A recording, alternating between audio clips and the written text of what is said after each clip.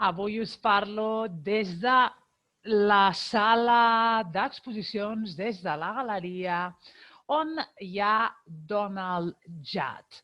Donald Judd, un dels artistes minimalistes més importants, més reconeguts que hi havien, perquè Donald Judd ja és mort. El minimalisme. El minimalisme, com veieu, és un art d'estructures primàries, de fet també té aquest nom, Primary Structures o ABC Art o Cool Art, art fred, art d'estructures primàries, perquè és una resposta contundent a l'expressionisme de Pollock, a l'art com a expressió de la individualitat, del sentiment, a la pinzellada, al gest, a l'expressivitat en general i aquesta entronització de l'autor, aquesta entronització de que l'obra ha de representar, ha de simbolitzar, ha de narrar, l'hem d'interpretar.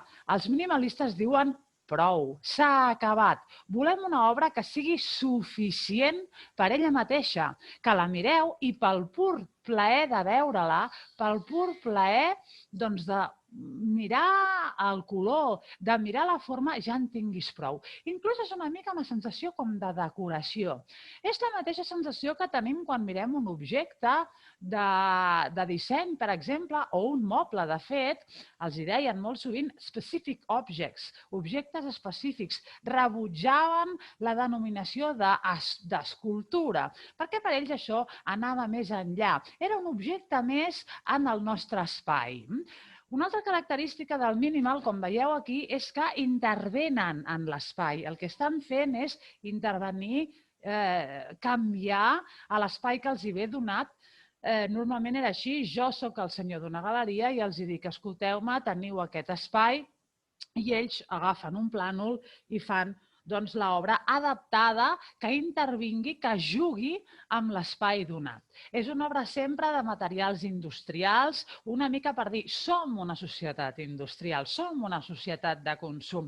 Anem a utilitzar aquests materials artificials, plexiglàs, plàstic, metall. I el mateix passaria amb la pintura, amb uns colors netament artificials, netament acrílics.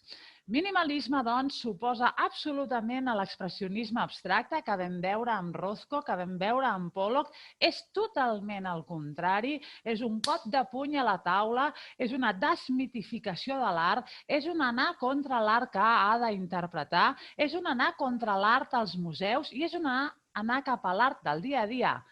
Art-vida, un art per la simple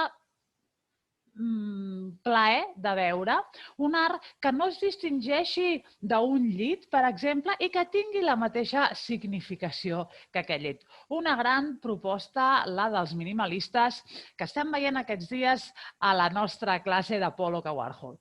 Fins aviat, ens veiem.